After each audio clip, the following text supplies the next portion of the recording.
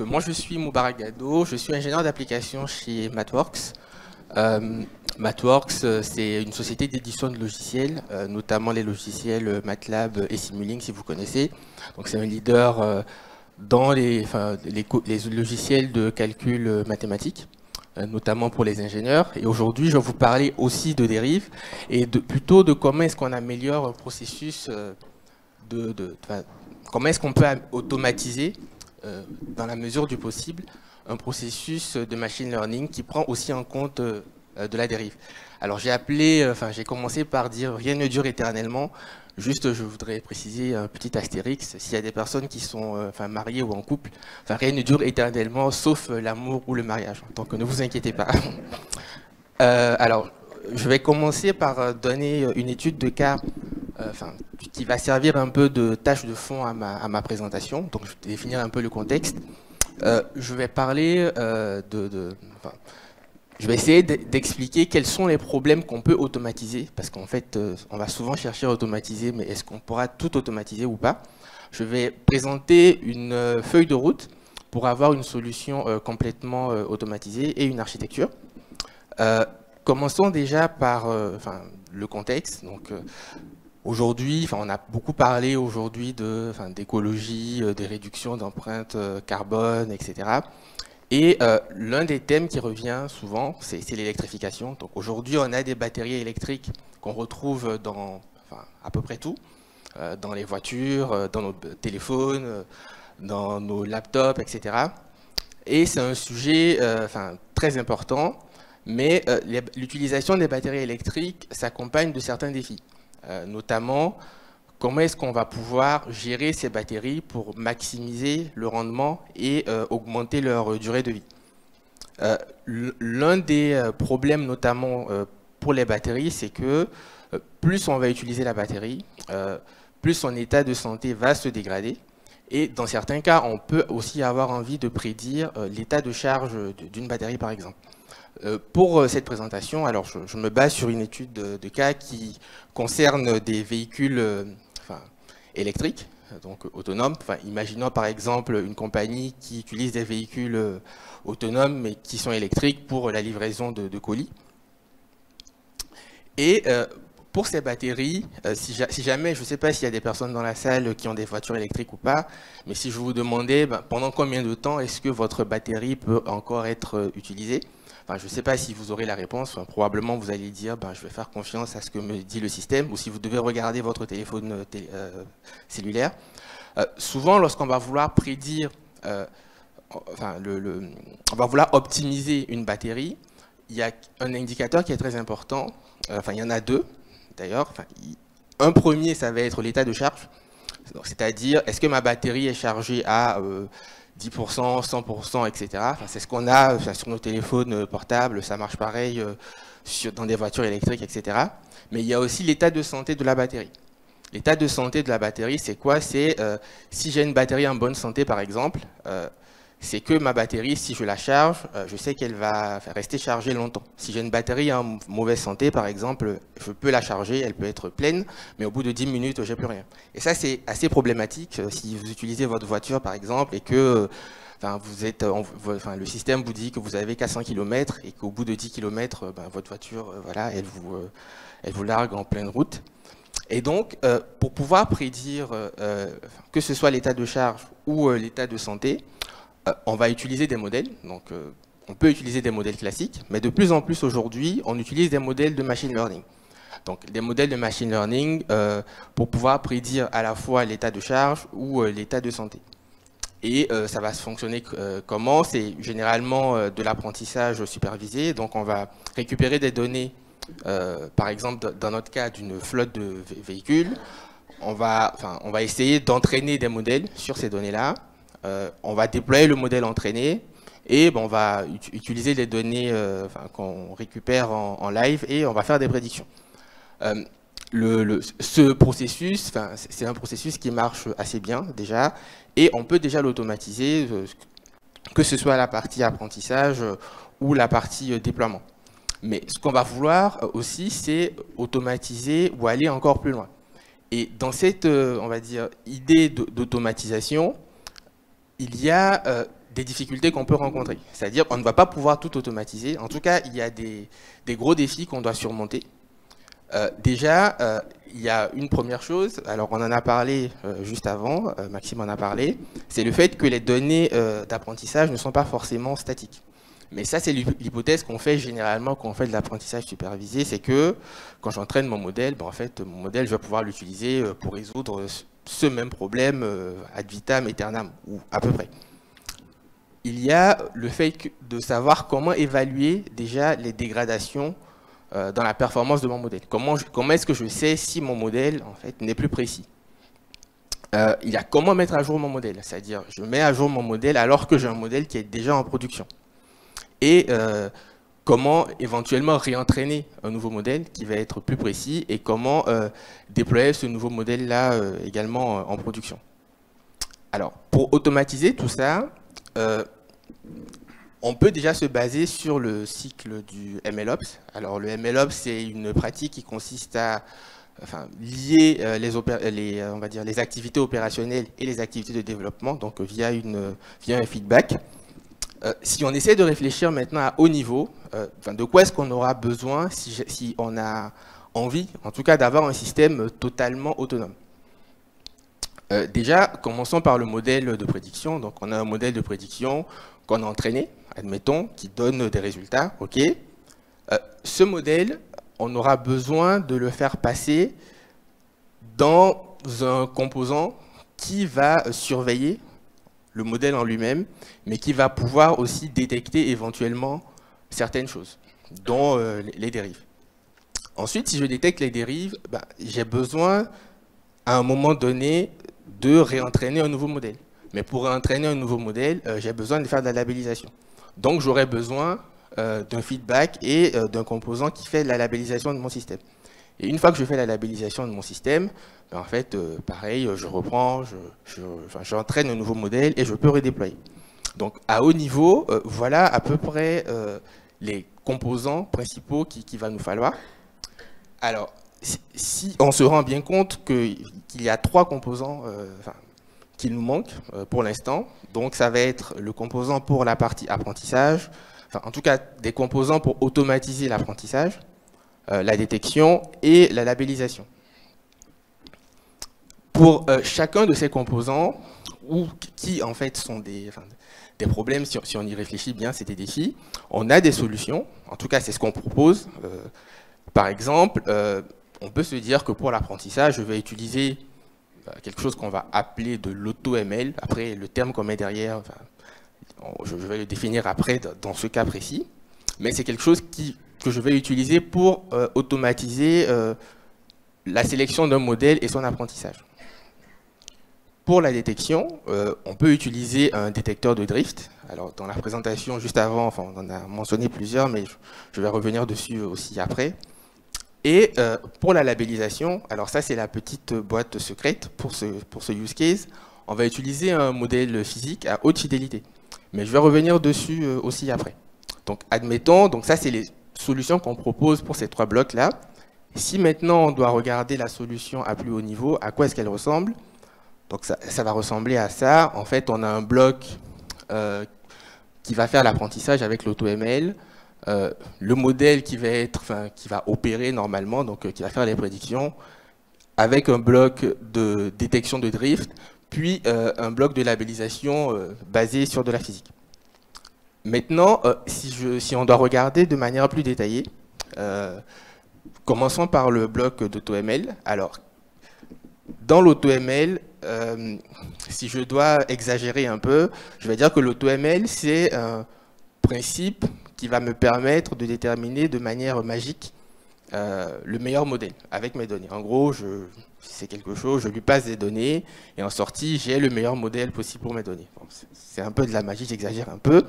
Mais si on prend le workflow pour un apprentissage de machine learning classique, on va pré-traiter nos données, on va faire du feature engineering, etc. On va sélectionner des modèles. On aura une période, une étape de tuning où on va faire de l'optimisation d'hyperparamètres, etc. Et l'idée de l'AutoML, c'est de passer directement du pré-traitement à la partie déploiement, c'est-à-dire les étapes intermédiaires, on va pouvoir les automatiser.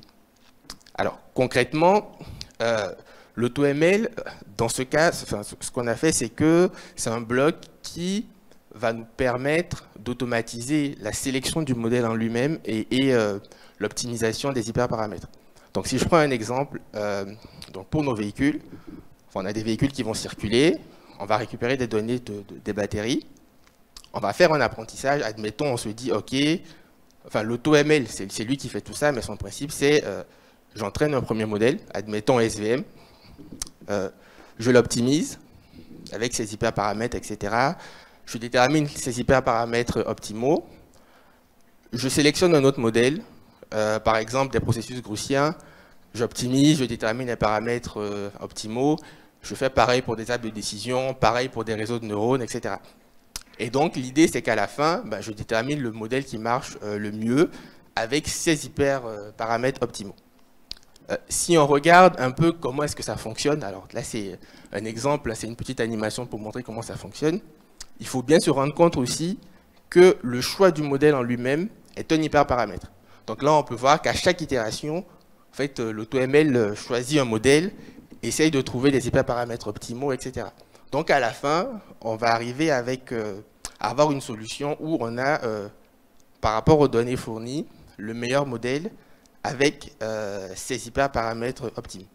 Donc voilà pour l'étape d'AutoML. Si je passe ensuite à la deuxième étape, enfin à l'autre bloc, donc c'est le bloc où le modèle est en opération. Alors, je ne vais pas forcément revenir dessus parce qu'on en a parlé un peu avant après, donc j'ai été un peu spoilé, mais bon, c'est pas grave. L'hypothèse qu'on fait souvent sur les données, c'est que les données sont statiques, que les données, en fait, n'évoluent pas dans le temps. Donc vous avez déjà, je pense, si vous avez assisté à la présentation d'avant, vous avez une idée de ce que c'est que des données statiques. Mais dans ce cas précis, par exemple, si on admet que j'ai des véhicules, on entraîne un modèle avec des véhicules en Europe, ce qu'on ferait probablement, si jamais on avait des ingénieurs qui devaient travailler sur ce problème-là, en fait, c'est concrètement ce qu'on ferait. On va utiliser ces données, on va entraîner notre modèle, et on va se rendre compte que, par exemple, pour les données de la batterie, on aura une distribution, par exemple, pour la température, on va être ici, on est entre moins 5 et 27 degrés à peu près, 7 degrés Celsius, en moyenne. Si jamais, admettons qu'on déployait des véhicules dans d'autres parties du monde, par exemple en Éthiopie, on va se rendre compte que la distribution de température est très différente. Pareil, si on déploie le modèle, par exemple en Sibérie, on aurait aussi une autre distribution de température. Pour les batteries, la température est un paramètre extrêmement important parce que la température, d'une certaine manière, joue aussi sur le comportement de la batterie.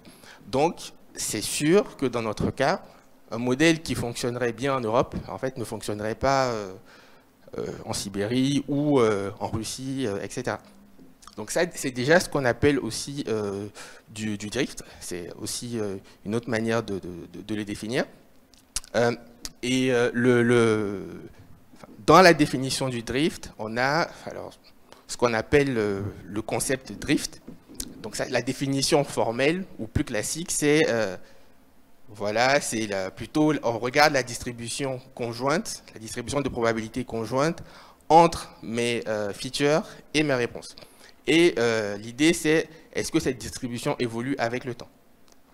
Le problème de cette distribution, de cette définition, c'est que très souvent, je ne connais pas mes réponses pour mon modèle. C'est-à-dire, si j'ai un modèle en fonctionnement, je ne peux pas savoir, je ne peux pas connaître en amont les réponses parce que c'est ce que je cherche à prédire.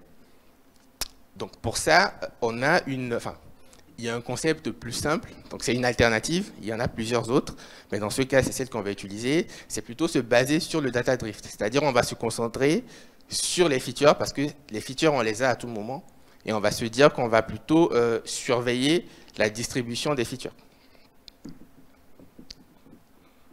Donc c'est ce qu'on va utiliser pour notre bloc de détection de drift. En tout cas, c'est le principe là qu'on va utiliser pour essayer de mettre en place cette détection des dérives. Donc, si on essaie de regarder, par exemple, l'ensemble des features qu'on a, etc., donc on va essayer de regarder la distribution initiale et la distribution à l'instant t et celle à l'instant t plus 1. Donc, on va surveiller un peu tout ça. On peut regarder, vous pouvez remarquer ici, par exemple, que donc on a affiché plusieurs caractéristiques, plusieurs features. On a trois caractéristiques, celles qui sont en bleu, qui dérivent parce qu'elles sont supérieures à des seuils. Alors, les deux barres rouges ou orange et jaune que vous voyez à 1% et à 5%, en fait, ça correspond à des warnings ou des seuils qu'on a définis nous-mêmes.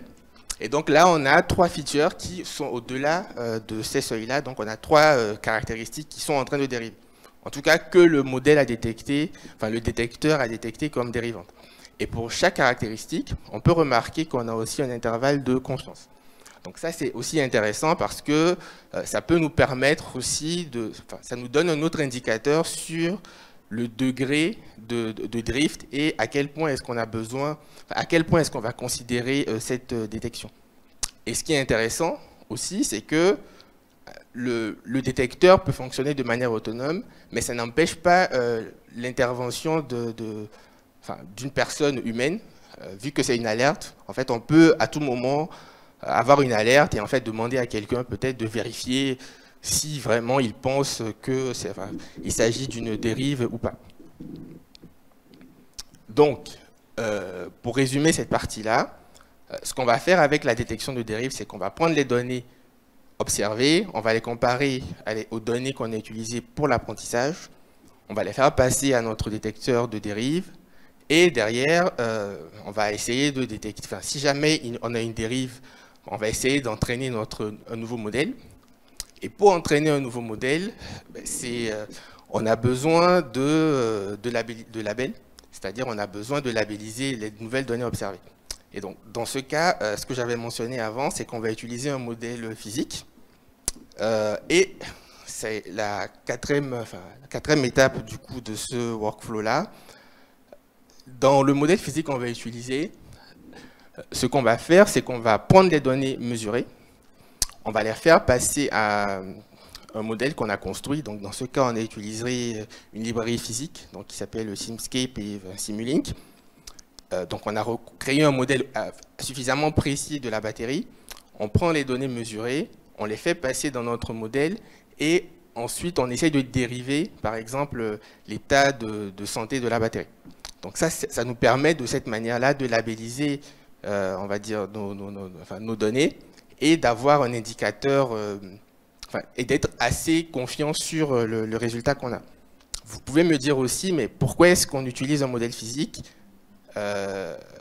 si jamais on pouvait utiliser le modèle physique, pourquoi faire du machine learning? Alors déjà, le modèle physique, il prend beaucoup de temps à simuler. Donc, ce n'est pas quelque chose qu'on peut faire, alors que le modèle de machine learning, on peut avoir les prédictions en quasi temps réel. Donc, autre chose pour la labellisation, qui est important de retenir, c'est qu'on va faire la labellisation avec le modèle physique que quand on va détecter le drift.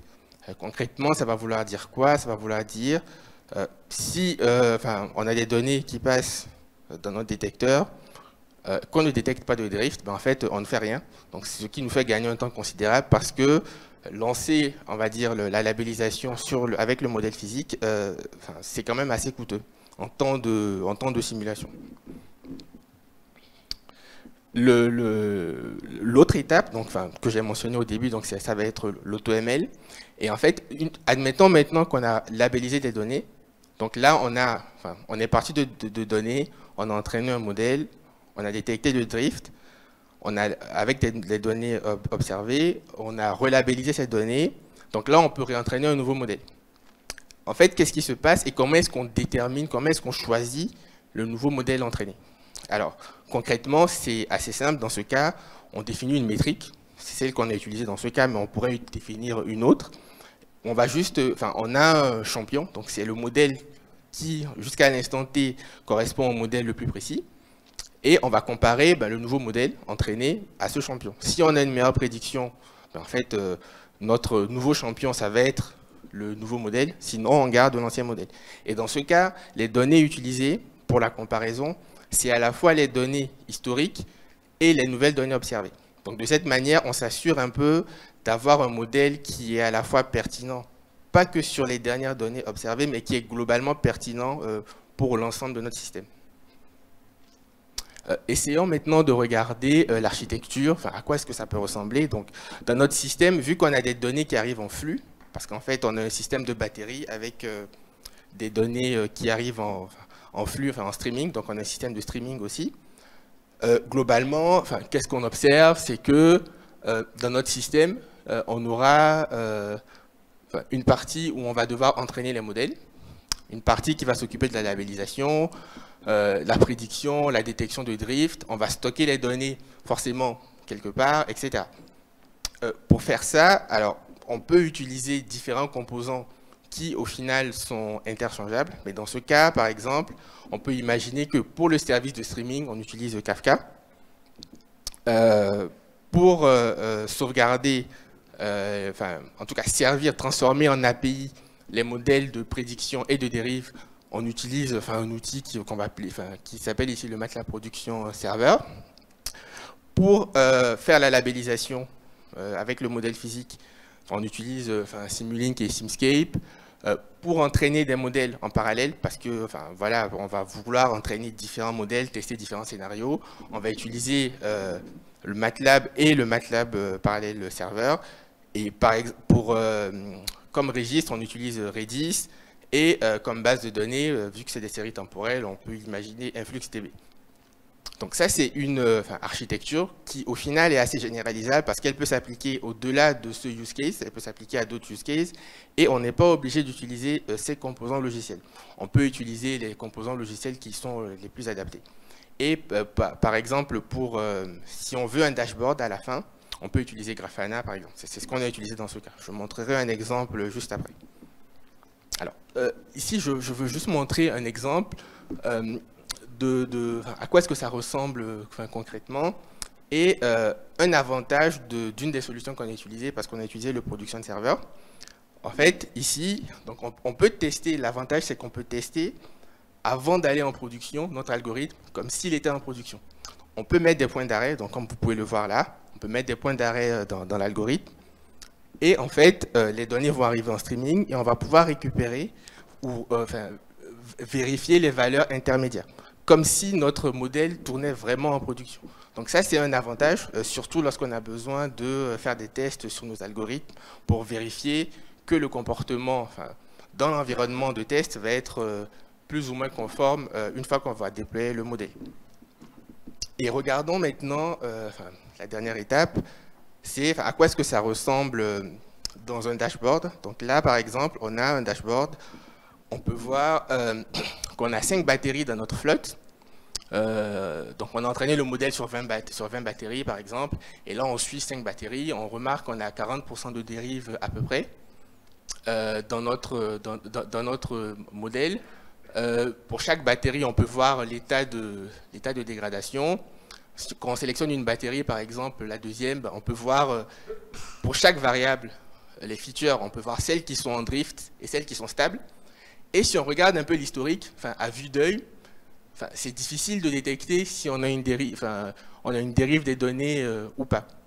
Et c'est justement là qu'en fait, le modèle va être, notre modèle de détection de drift va être utile.